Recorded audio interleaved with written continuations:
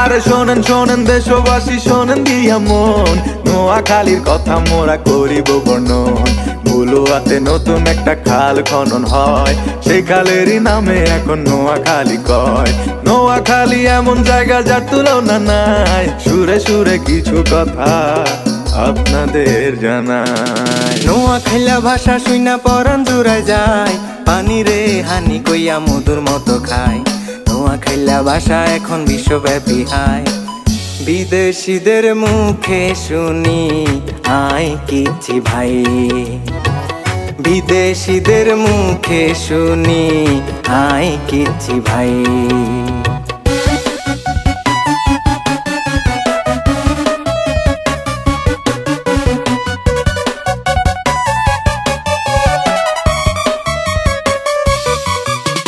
বিখ্যাত মৎস্য খামার আছে লক্ষ্মীপুরে, জিনের মসজিদ আছে আবার একটুখানি দূরে।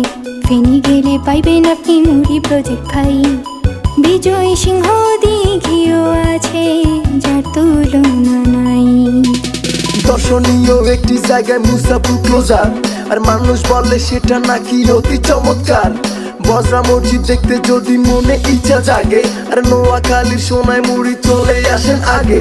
সুন্দর সুন্দর জ্যান্ত হরিণ দেখতে যদি চান, আর নোয়াখালীর হাতিয়ায় নিঝুম দ্বীপে যান। বিখ্যাত মৎস্য খামার আছে লক্ষ্মীপুরে, জিনের মসজিদ আছে আবার একটুখানি দূরে। ফেনী গেলে পাইবেন আপনি মুড়ি প্রজেক্ট ভাই, বিজয় সিং দিঘিও আছে যার তুলনা নাই। নামি দামি ব্যক্তি ছিল আমগো নোয়াখালী, যেসব মানুষের নাম শুনিলে হাতে দিবেন তালি। তাদের মধ্যে অন্যতম জহির রায়হান, বীর শ্রেষ্ঠ রুহুল আমিন রাখছে দেশের মান। ভাষা শহীদ আব্দুল সালাম আমগো এলাকার, সেলিম আল দিনের মতো আছে নাট্যকার। অভিনেতা এটিএম শামসুজ্জামান, সংস্কৃতিতে আছে তাহার অনেক অবদান।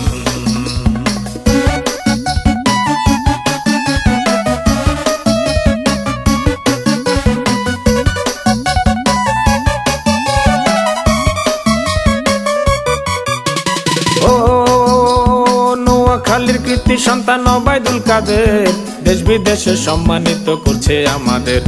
সোনার ছেলে ব্যারিস্টার মওদুদ আহমেদ, সবার উপকারে আসে নাই যে ভেদাভেদ।